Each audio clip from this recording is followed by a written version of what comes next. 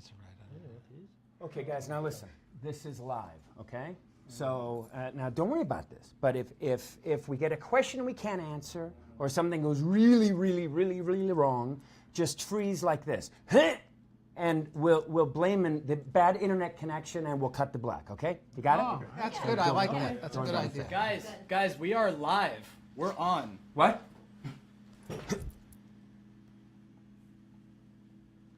We are experiencing technical difficulties. Please stay tuned. Look out! Quick, get it back up! Hurry! We are experiencing technical difficulties. Please stay tuned. Are we all clear? Okay, we're all clear. Great. All right, hit the red button. No, not that button! And now, Freakazoid. Anubis Markets, a division of Osiris Foods, is proud to present the first annual freakacon. Freakazoid runs around in underwear. Freakazoid rescues Washington, D.C. Freakazoid, unless something better's on TV. Freakazoid, his brain's overloading. It has a chocolate coating. Textbook case for Sigmund Freud. Freakazoid. Check out Dexter Douglas, the nerd computer ace. Went surfing on the internet and was zapped in cyberspace. He's turned into the Freakazoid, who's strong and super quick. He drives the villains crazy, cause he's a lunatic. His home is the Freakalair, Freakazy. Floyd the barber cuts his hair, Freakazoid. Chimpanzee rides around the Freakmobile, Freakazoo. Hopes to make a movie deal, freak-a-me, freak-a-you. He's here to save the nation, so stay tuned to this station. If not, we'll be unemployed. Freakazoid. Freakazoid.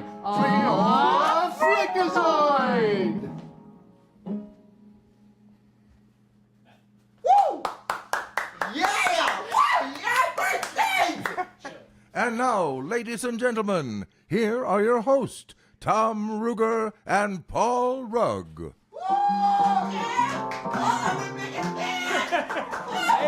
Thank you. Hey, Tom. Thank you. Hey, thanks. Oh, Thanks my all word. of you for being here, for tuning in. Hey, let's say hello to our Emmy-winning composers, Julie and Steve Bernstein.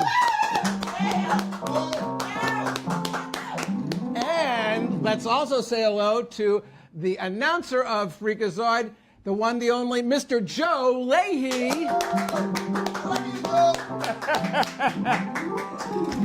Now, before we begin, we just want to acknowledge that unfortunately, we made a little mistake and we forgot to invite an audience and further to let you all know where Tom lives, since we're doing this from his garage. Now, we're kind of new at this, so forgive us. But we did arrange to have one audience member through the courtesy of Rent an Audience of the Greater Conejo Valley, and they've provided this audience member in exchange for this promotional announcement. Joe? Thanks, Tom. If you need an audience, look no further than Rent an Audience of the Greater Conejo Valley. We'll laugh and clap at anything.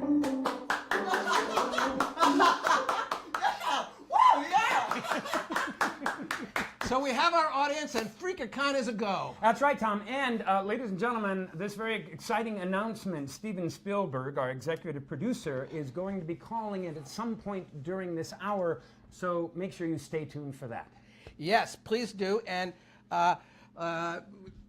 we get invited to a lot of, we don't get invited to any comic conventions. We want to be invited. We'd love to talk about Freakazoid at these comic conventions, but we never get invited. That's right. So we figured, Tom and I were talking about it, we figured why not just do this ourselves for the least amount of money possible with minimal effort. That's what this is. Mm-hmm. And this first freakacon, we'd like to do many freakacons. We'd like to have all the members of the cast and crew to join us on future freakacons. But this first one, it's very modest, and it's about the development process, the beginning of the show, how it all began. That's right, because we get most of the questions we get about Freakazoid are about the very, very strange beginnings, and they are very, very strange. And so, speaking of strange, let's bring out someone who is there at the very beginning. Ladies and gentlemen, Mr. Paul Dini. Paul Dini.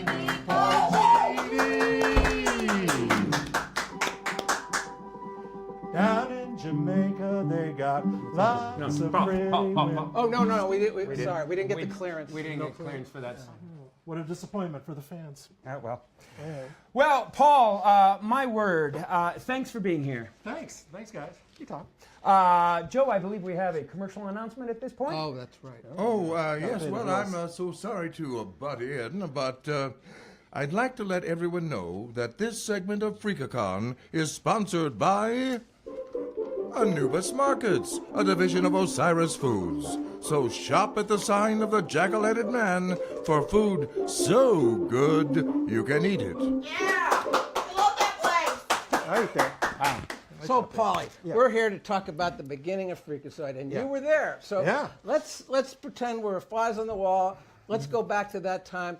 What was going on? What meetings were happening? What brainstorming brought about this great character and show? Well, as we all know, during the mid '90s, we were on a roll at Warner Brothers Animation, Tiny Toons, Animaniacs, Batman, and you had this great working relationship with Steven Spielberg on Animaniacs and Tiny Toons, Pinky and the Brain, and there was a desire to keep that relationship going. And one of the ideas that he was very interested in exploring was a superhero, and he felt it would be fun to do a young hero, a bit lighter than a Batman or a Superman. And Bruce Timm and I were involved in the initial creation of Freakazoid. Now, he loved Batman, I believe. Oh, yeah. And that's why he wanted you two to develop this new show. Yeah. Bruce and I were working very closely on the superhero stuff, and we thought it was fun. And we'd also worked with you on Tiny Toons, and it was a chance for us to, loosen up and have some fun. And we thought it'd be fun to do a hero that was more in the vein of the early Stan Lee, Steve Ditko, Spider-Man. The fun of being a teenage superhero. And it just. You know, of course, you don't know. He's a kid. He squirts and he fights that guy. Climbs the walls and stuff. Yeah. Anyway, we wanted to do that, and we started writing. And Bruce did these incredible models for Freakazoid and for the villains.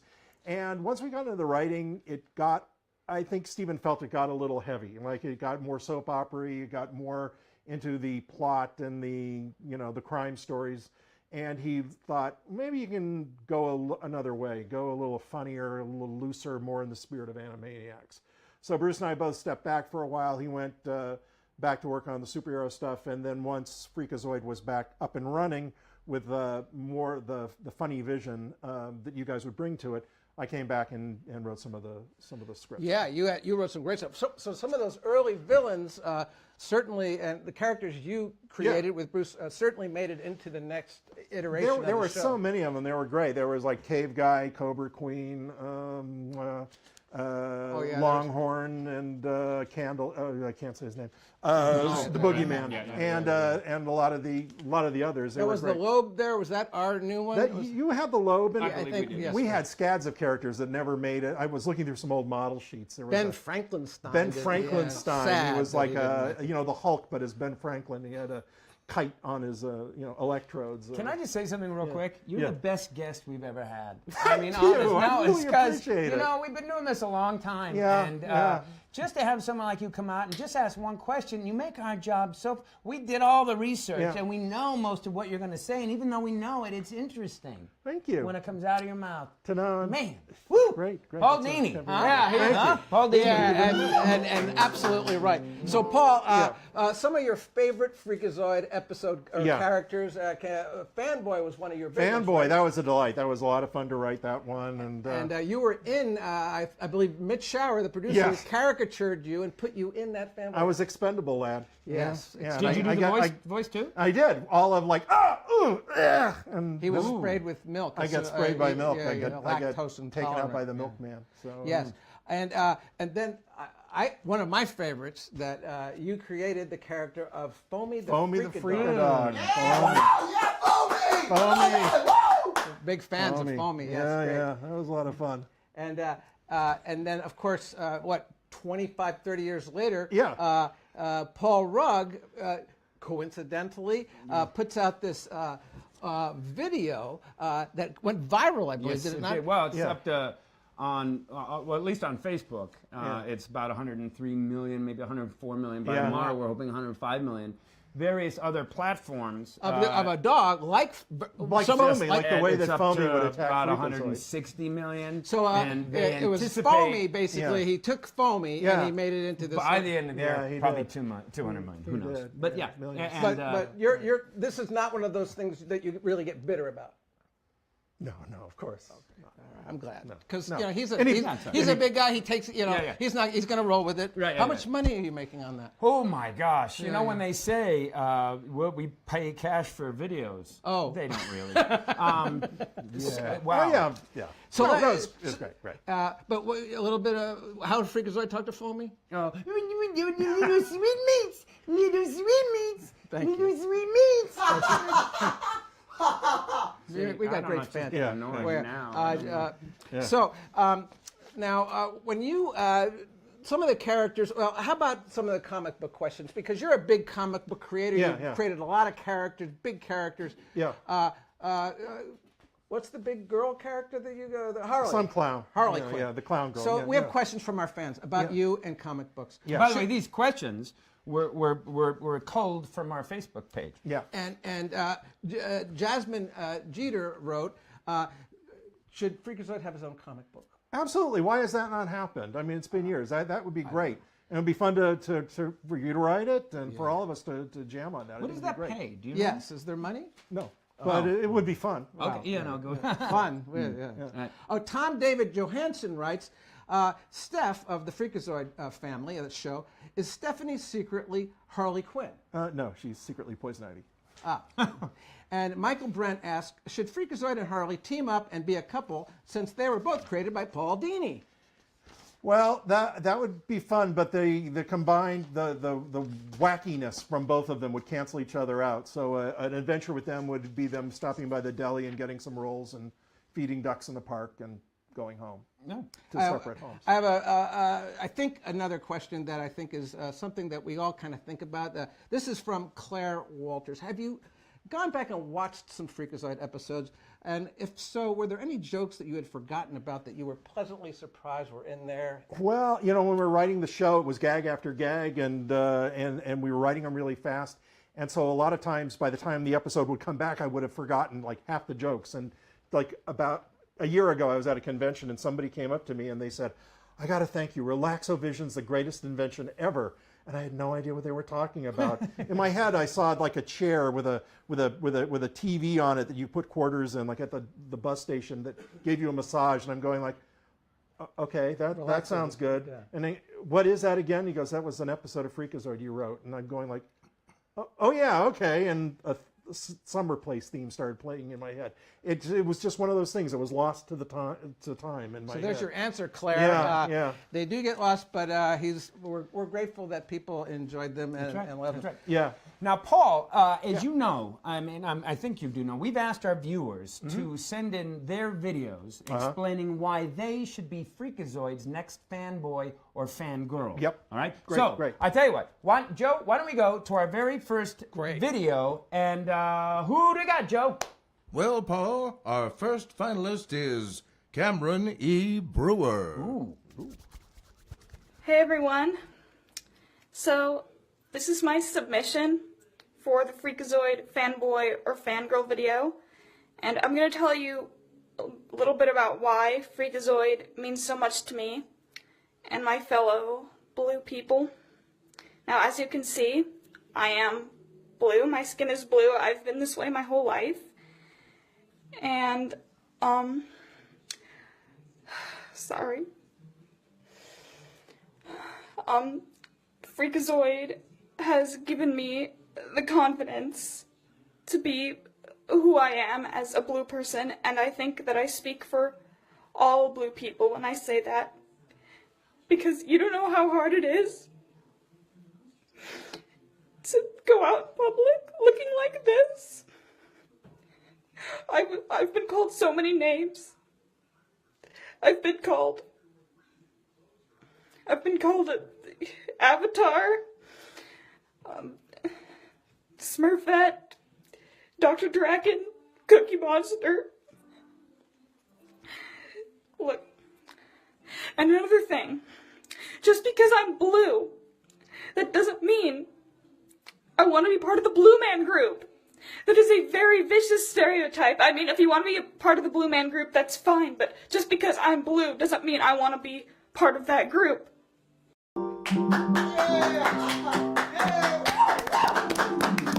Wow. We'll be showing more of those clips as we worm our way through the hour. And also a reminder that Steven Spielberg, our executive producer, is going to be phoning in at some point during... It's the gardener. You want to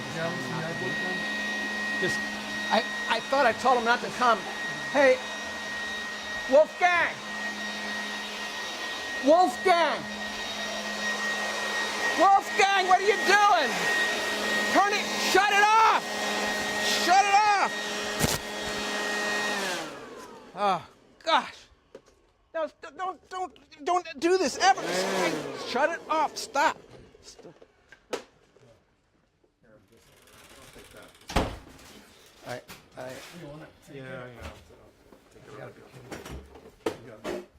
Honey, please, not now, not now. I know we do. Can we do it? Can we do it later, please? I'll handle it. I'll handle it. What?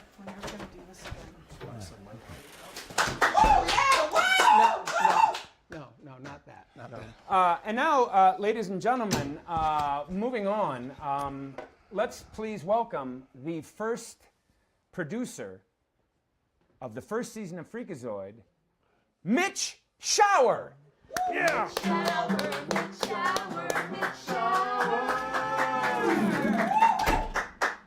Welcome. Thanks for having me. Oh, my goodness. Thank you for... Paul. Mitch, nice to see you, man. Mitch, thank you for being here. My pleasure.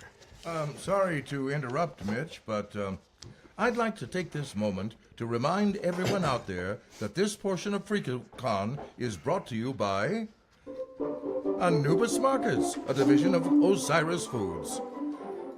So shop at the sign of the jackal-headed man for food so good you can eat it. Very good. So, Mitch, I'm sure... Hey, excuse me. Yeah. Excuse me. Yeah. So I just want to let you know that I'm at my clapping limit. My company put you down for about a minute, and I'm already at like a minute and a half. Oh. So there's that. Well, what else can you do? You got about 45 seconds of laughing. Is that all right? Yeah, I mean, if that's the best we can do, let's just take it. That's fine. Yeah. laugh away. Laugh Great, away. great. Yeah. So anyway, Mitch Shower.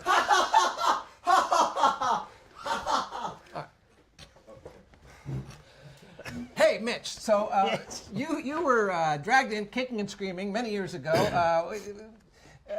We needed a producer, and how did that all come about when we brought you into Freakazoid? You hired me. You did. We found you. Which was very nice. Thank you for doing that. I started in March of '95. The show had been developed pretty much. Yeah. And I think you just decided to make it a comedy. So We tried. I came in, and this guy came into my office and had this big armful of artwork, pre-production artwork. And he dumped it on my desk. He goes, they need it in September. We didn't have crews or anything. So within a month, we had 6 crews, full crews. And you hired a lot of the people that you had worked with over the past few years. Right, Yep. that's right. So we did it. And Now, here you had a bunch of designs, and you took, I'm sure, some of the ones you liked. And what did you do to make it sort of your own? well, the house style was had been established with Batman and very successful with human characters. They had a certain look to it. Mm-hmm. It was simple. It was clean. We wanted to maintain that. The only thing we did was we just softened up Freakazoid a bit in his appearance because the original design was a little bit hard-edged. Yeah. So we softened him up to make him more pliable and more fun to look at, so he could be funny. And of course, with Paul's dialogue, we were able to squash and stretch him any way we wanted to. Hey, one of the fans, Shay Rash, wrote in and said, hey, how did you decide on the artistic style of the whole show? The character seems to be sort of really in its own universe, and you've created this universe with Freakazoid at the center. Was there any trick to that? Well, I thought that the way you guys were writing the shows, because you know, I understood that Spielberg kind of wanted you to have like some little core to it that gave it some reality, and then you could do anything you want. Kind of blew that. Yeah. But we were fine with that. Right, yeah. So to me, you could have something that actually could be frightening, but then in a stylized look, which was, again, very clean. It's a great style. But then we could just go off and do like Freakazoid running and flying, because he didn't fly. Right. But we could do anything with him as long as we had just a little hint of reality, Yeah, which is his house. Yes, you know, his home. some touch base with reality. Now, Mitch, many of you know him to be a great artist, a great storyboard artist, a great director and producer. But one of the greatest things, one of the greatest talents Mitch has, he's a caricaturist par excellence. And he filled the margins of the Freakazoid show with caricatures of members of the crew. He had a caricature of Paul Dini as, what was that? Expendable. Yeah, expendable. And so anyway, hopefully you're seeing a couple of images of Mitch's masterwork. But there was one character that caught the fascination of many fans. One fan, Joshua Hawley, wrote that, quote, Emmett Nerven was the enigma of my childhood. And Emmett Nerven was one of Mitch's creations. Tell me about him. Well, Emmett just came out of drawing a very strange character who was on the verge of being a serial killer or having a nervous breakdown. So he's just in this extreme pose where all the blood veins are sticking out and all the nerves are extended and the eyes are bulging. And then I spoke with you and we said, let's just stick him in places like Easter eggs. You know, so whatever's going on in the show, if you had buildings exploding, here's Emmett over here just. So he was a fun character, and you didn't have to animate him. Now, someone wrote in that they loved some transformation sequences you did in House of Freakazoid. Now, of all your episodes, do you have some favorite episodes? That one. That's my favorite. Yeah. And so, can you tell me a little bit about what that one meant to you? Well, House of Freakazoid, I'm a big fan of the Universal classic monsters dating back to the 30s. Like the werewolf and Frankenstein, all those. Yeah, I'm a big fan of the black and whites, and you and I had done one a tribute before, so now in Freakazoid we had a chance to do it again, and so with House of Freakazoid we actually incorporated the timing that they used in Abbott and Costello Meet Frankenstein, where Lon Chaney turned into the werewolf. We just took that timing and Richard Stone matched the music to it, and we did this transition, except he didn't become a wolf at the end.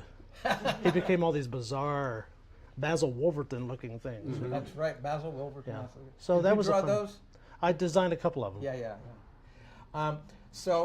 Then now you also did all the main title. You storyboarded and directed and drew the main title, and the images of that I love because they were so specific dealing with the lyrics. Do you remember doing the main title, how that all came about? Well, you guys had written the song already. Right.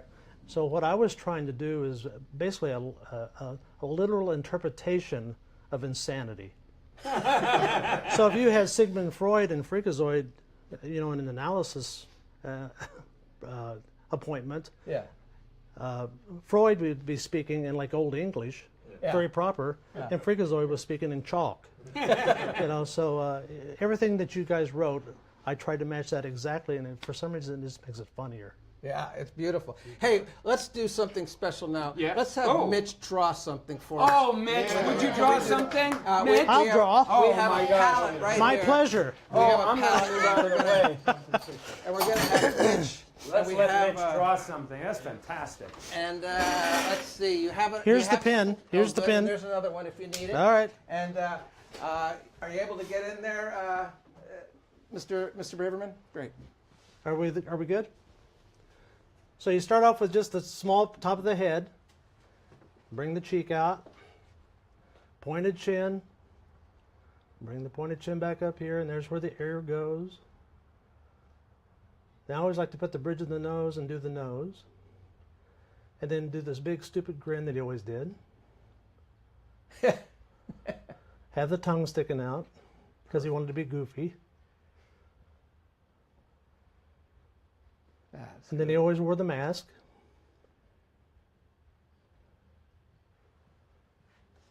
Once you draw something like this many, many times, does it just become part of your DNA, Mitch? I mean, Because you probably haven't been asked to draw Freakazoid for a few years, right? No, it's been a while. Yeah.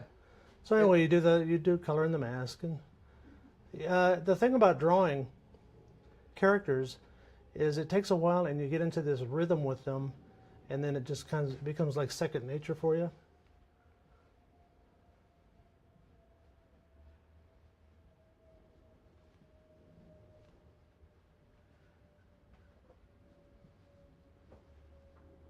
That's beautiful. Oh my Wow.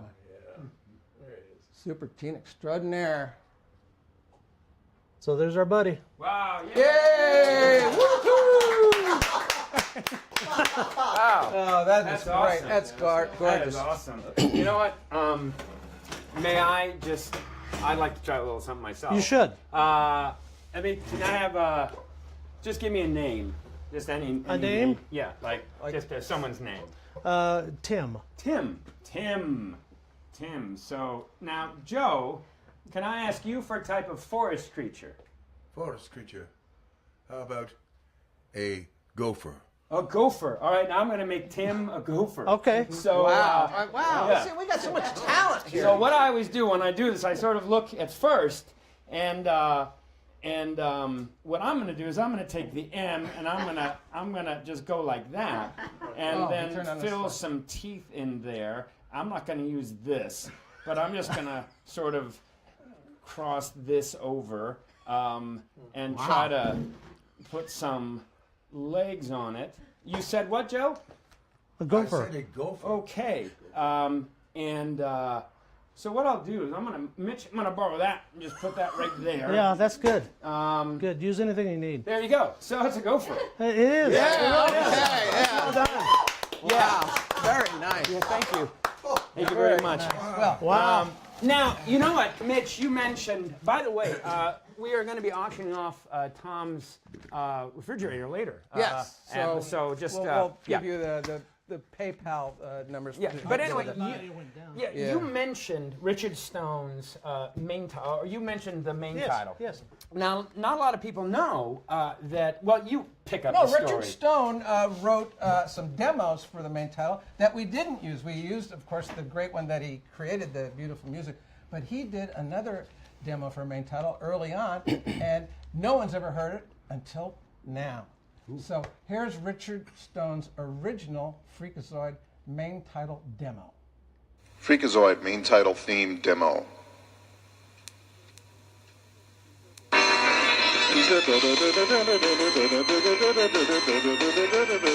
Freakazoid. Freakazoid.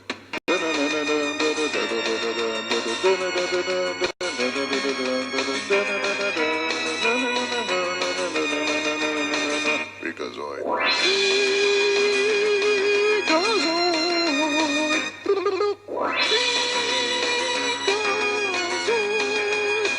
You're a little gay.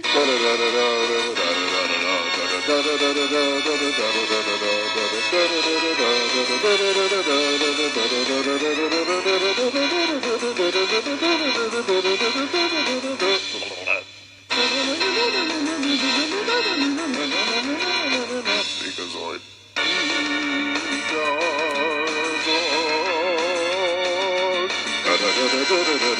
Freakazoid. Wow. Yeah.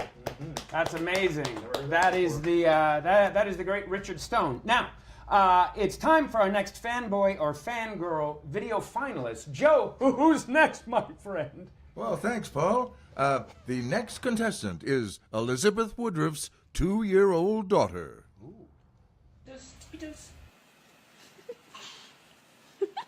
Freakazoid. Run around in PJs. Freakazoid, freakazoid. Freak girl. April girl, April girl. Stretch. Good job.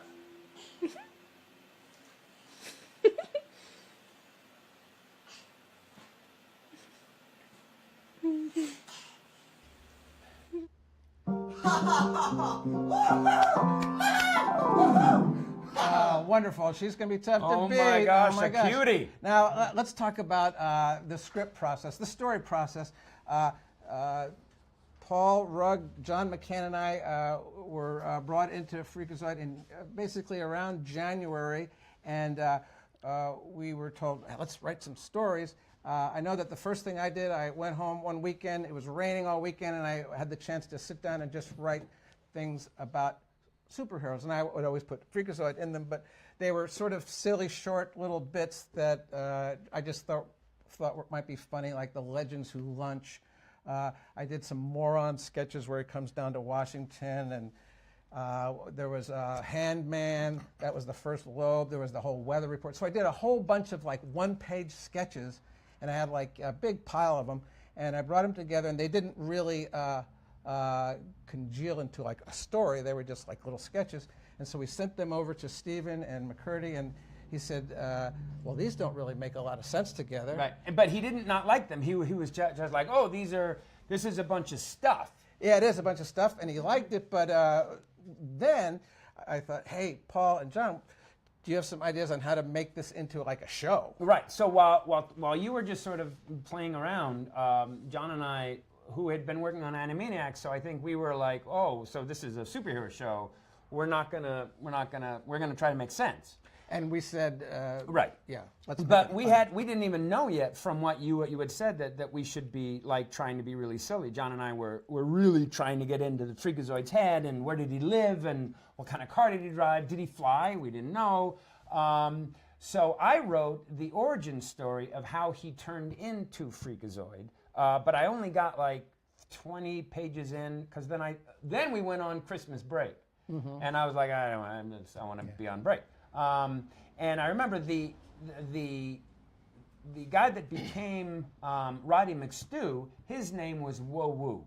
And Gene was like, I don't think we should do that. So he eventually became Roddy McStew. So my first script, I think, was Candlejack. Yeah. And John's first script was Dance of Doom. That's right. Which were two very different sort of approaches to it. Yeah. And so John... John couldn't be here today. No. And he has, he remembers very well a lot of the stuff that happened back then. And so we were able to catch up with John earlier this week. Steve and Julie. John McCann, John McCann, John McCann. I can remember absolutely everything, young man. That's my curse. That's one of the greatest curses ever inflicted on mankind memory.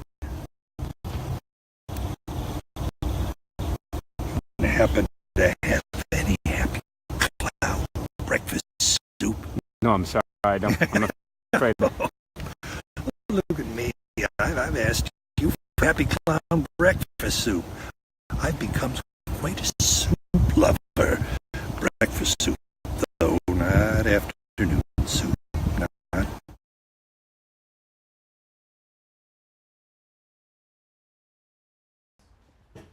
Hello. Should I speak now, Troy?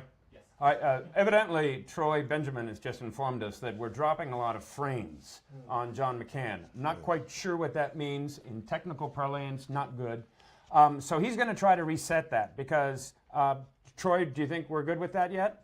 We'll try one more time. We'll try one more time. So let's just go back to our music here. I can remember absolutely everything, young man. That's my curse. That's one of the greatest curses ever inflicted on mankind memory. Wouldn't happen to have any happy we'll just come back to clown breakfast soup. No, I'm sorry. I'm afraid. Okay, well, Look at maybe me. we'll try to do it again. I've asked you for happy clown breakfast soup. right. I've become quite a... The amazing John McCann. Well, that's the amazing John McCann. Now, we will come back to that. We're having some technical issues. I don't know if you've all heard about the sunspot activity. I certainly have. And I hope we don't have those technical problems when Stephen calls in. That would be hard, because, we are anticipating Yeah, that. well, that's right. Steven Spielberg is scheduled to call in. We are going to try to get to that John McCann video, because I know that a lot of, he really worked hard on sending us his thoughts. But for now, I mean, we get to speak to the one, the only, well, actually, there's two of you, so it's both of you. Steve and Julie Bernstein. Julie, He's Steve. we're the Bernstein. Wow, Steve and Julie, I have to say, even though we've had a problem with John McCann, it's not gonna sour my ability to say it's so good to see you guys. Well, it's really, really Yeah. good. Knock, knock. I'm sorry to interrupt, Paul, but I'd just like to let everyone know the following segment of freakacon is sponsored by Happy Clown Breakfast Soup, a 3-ring circus in your mouth every morning. Now with tiny prancing elephants. And I honestly, if you had seen the John McCann clip, you'd That be would make laughing. so much more Oh sense. my gosh, you'd be Right. out of your mind. Excuse me. Yep. Yoo-hoo. Oh yeah. So now I'm at my laughing limit. You just went over. So. Is there anything else you can do? Let me check my contract. I can ooh and ah. What's that sound like? You know, ooh ah.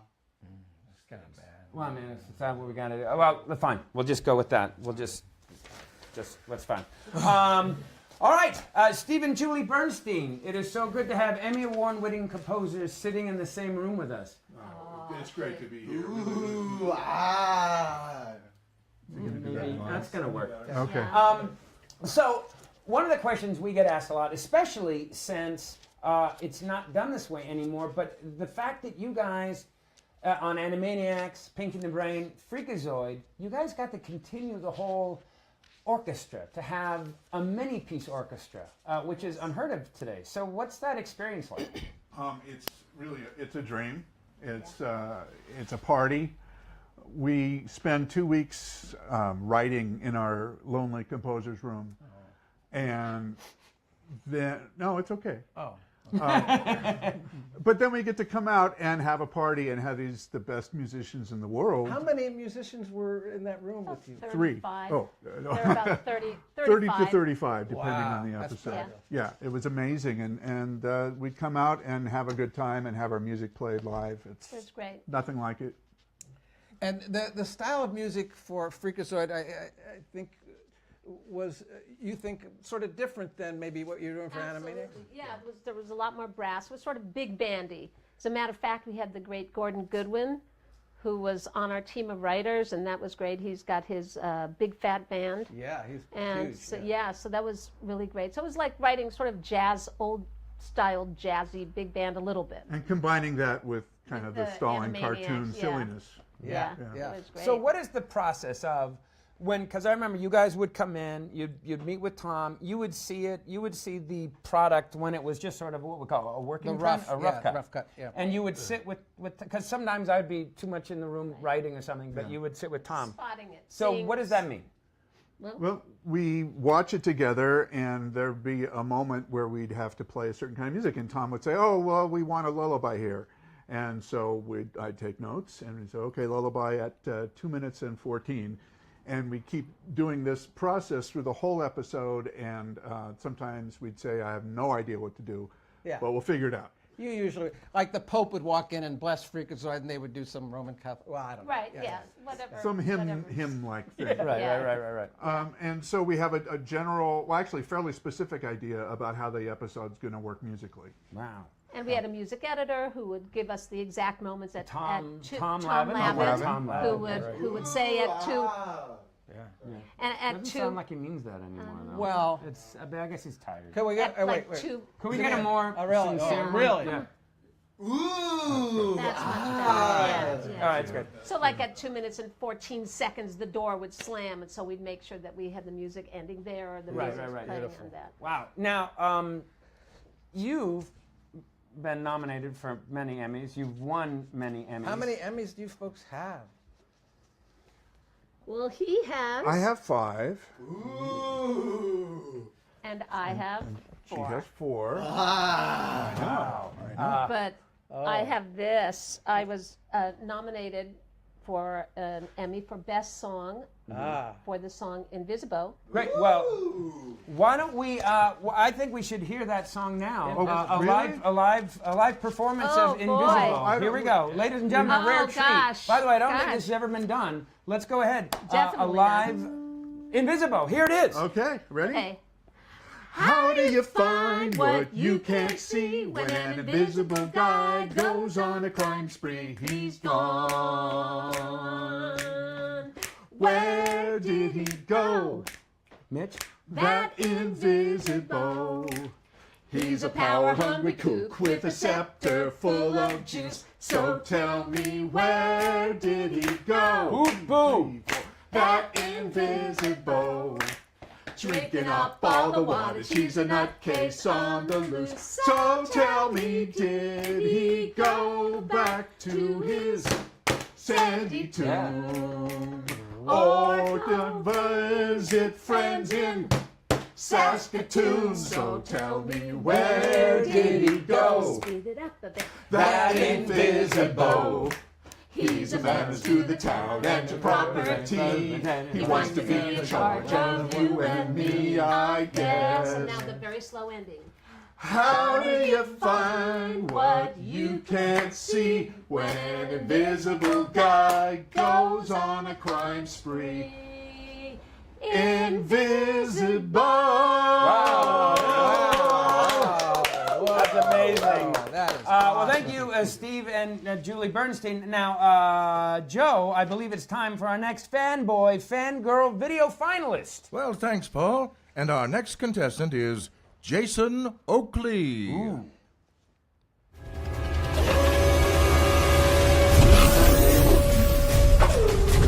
Deep within the lair of Professor Bartorius, oh wait, where is he?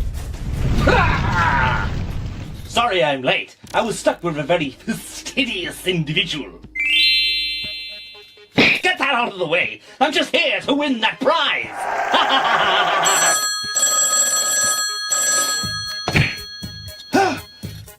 Hello? What's that? No prize? Just about being Freakazoid's biggest fan? Cut to a random stock footage? Come on now, Weasel! We're gonna pull that tooth whether you like it or not.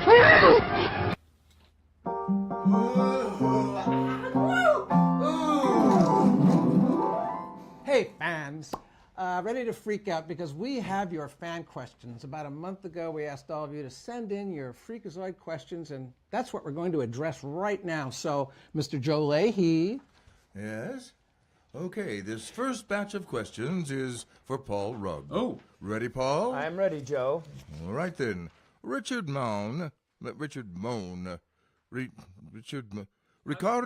Mon... How's it spelled, Joe? M-A-U-N-E-T-T. Henderson, I believe. Richard, yes, okay. Anyway, Ricardo Monet writes, Paul, what was your favorite part about voicing Freakazoid? Oh, the residuals, I think. Next question. Yeah. All right. Hannah Roy asked, Paul, how much of Freakazoid would you say was improvised? Ooh. Now, notice he said it with a little attitude. Yeah, that's like, interesting. Improvised. All right. So this is a good opportunity to talk about improvisation, and because I know that there's this legend like Animaniacs was all improvised, and everything was just made Freakazoid was all improvised. The only thing in Freakazoid that was ever improvised, well, except for like one little line or two, was the pilot. Well, not the pilot, but the very first episode, which was John McCann wrote Dance of Doom. And so we went in there to record it. I believe that was my audition. Yep. And we went in to record it, but Tom wanted to sort of push it. So he started asking me all these sort of like, go off on that. And that's where you got lady in the dress with the skirt. Everybody go down on his side of the room, down. Shh. Okay, make with the going. And I just kept pushing it. And then you took that.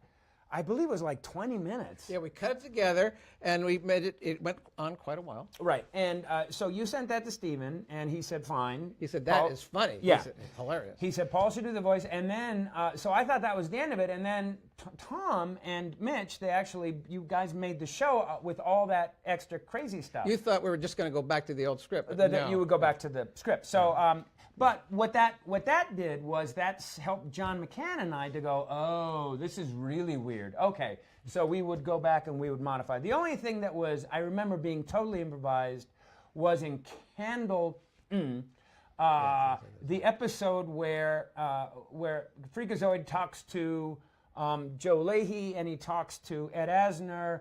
And he's like, these kooky kids with, all these actors. And we sort of, that was all improvised, that sort of middle bit. Other than that. Also, I think in that one, didn't you do Paul Harvey out of nowhere? Yeah, Paul Harvey. And the reason why Paul Harvey was on our mind is because we went to the Peabody Awards. And Paul Harvey was there at the Peabody Awards, and we were all giggling like school children, doing impressions of Paul Harvey. And we'll do a little taste of. Oh my! That little girl was Annette Fabray. So that was anyway. I would just do that around the office, and then we just sort of put that in. Yeah, I'm sorry about that. Anyway, that's the only stuff that was improvised. Everything else was really written. And now, this. Paul, here's a question from...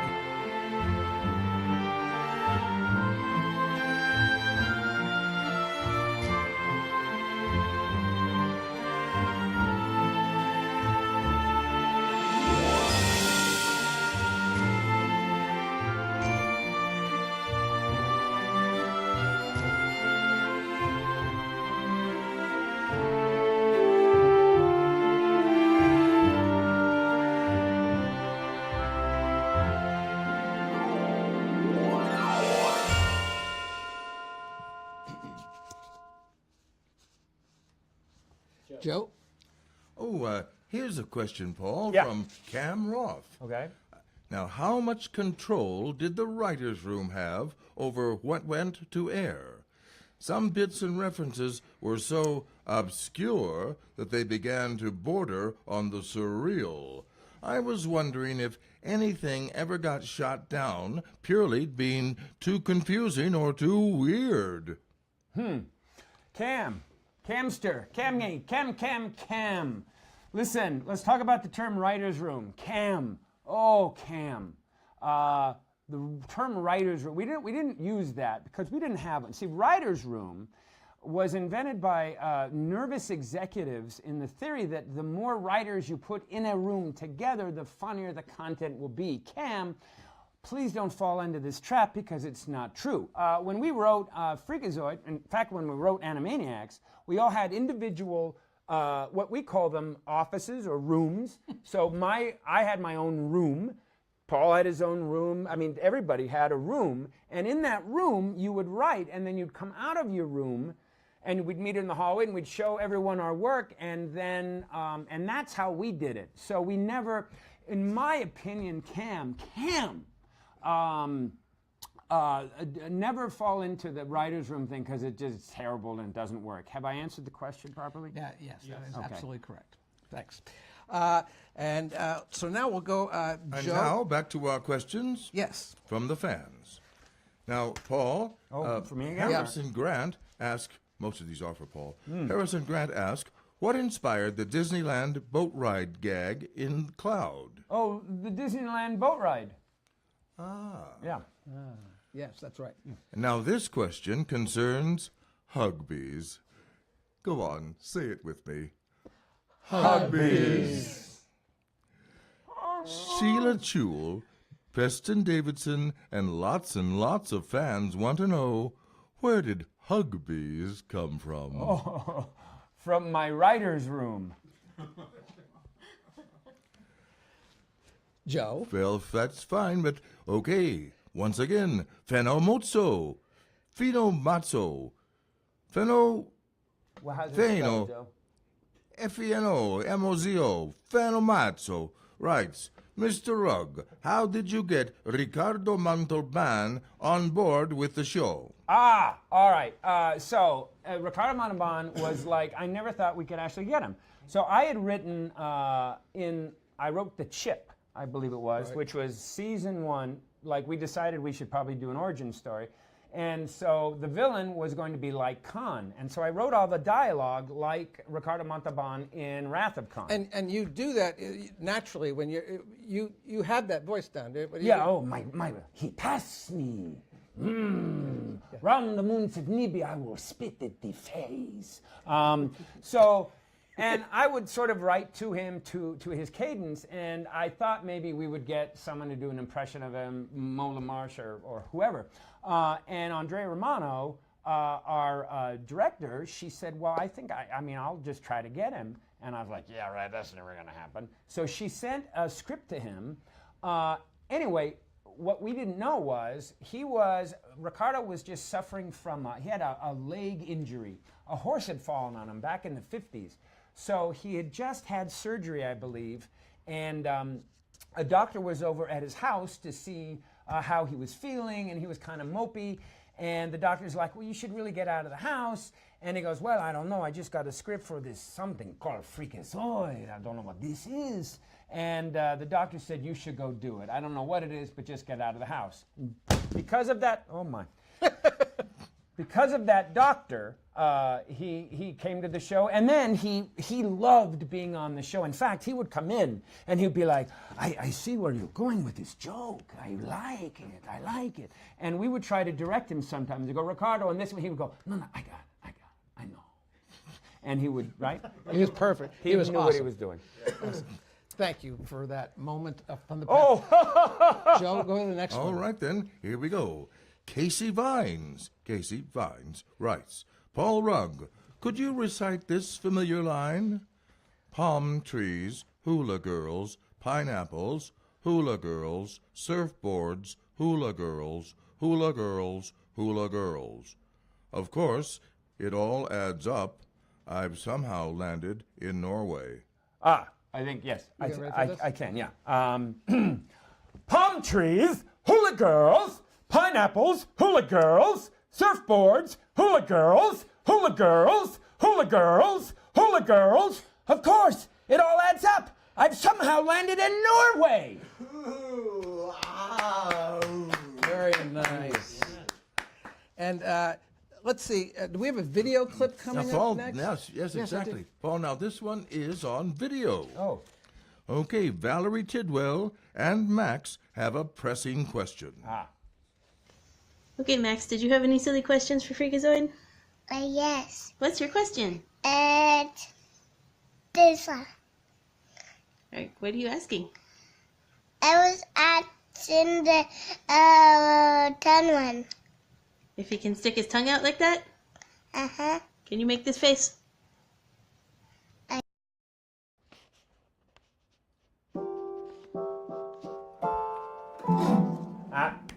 You did it. I did it. You did it. Thank you. Thank you very much. Oh, I'm sorry. I thought we were losing momentum. All right, Joe, go ahead with that next thing you were going to say. And now it's time for the last of our fanboy or fangirl video finalist. It's Valerie Tidwell. Anyway, I don't have a costume to show, but to show what I would look like if I had the funds for a costume.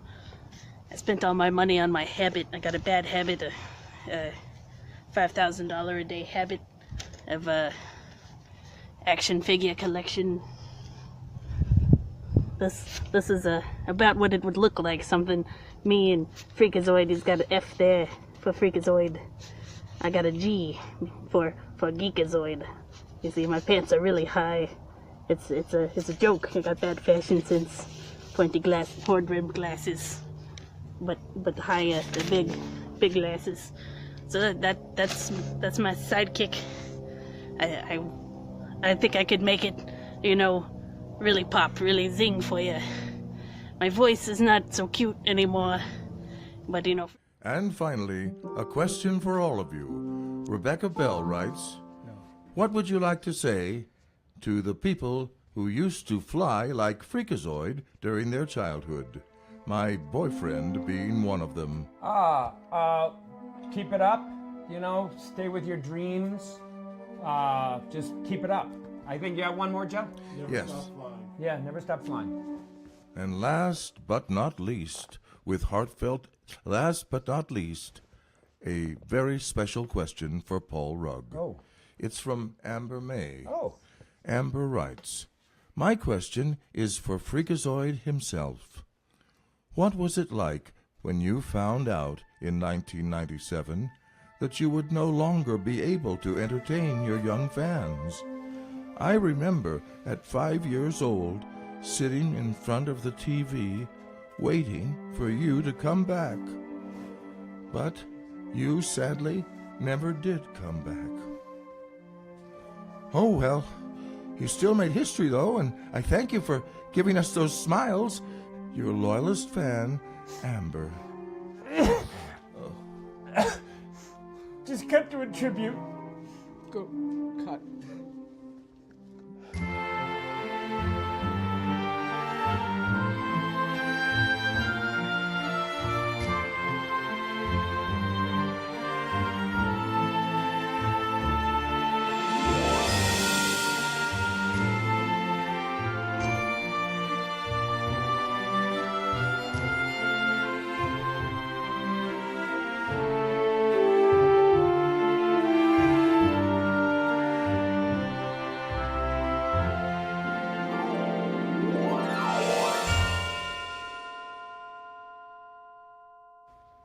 All right, and now, the moment you've all been waiting for.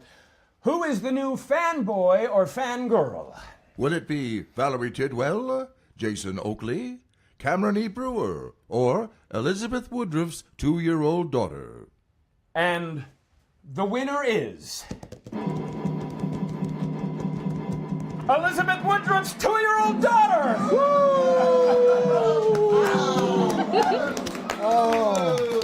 Oh, that is so great. And you know what? We're very tight on time here, so we're still waiting for the Steven Spielberg call.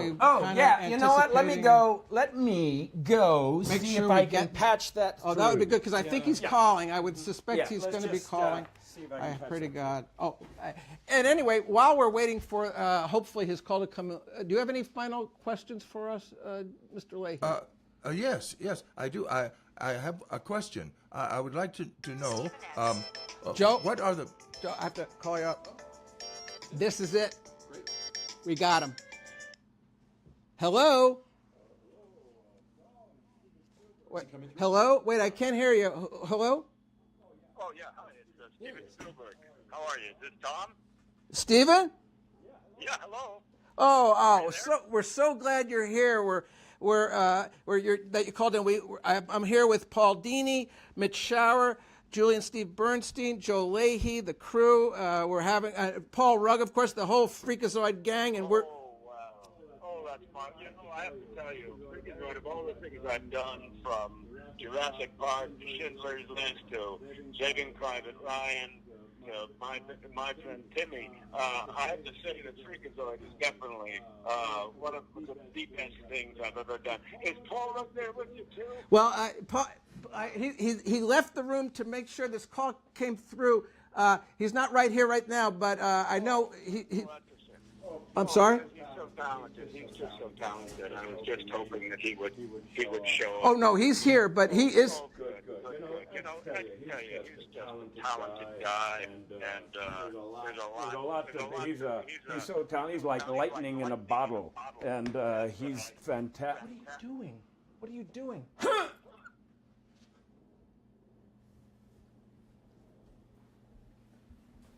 Hey, can one of you guys sign my time card? Freeze. Are you guys okay? Just come back later. Steven's still on the phone?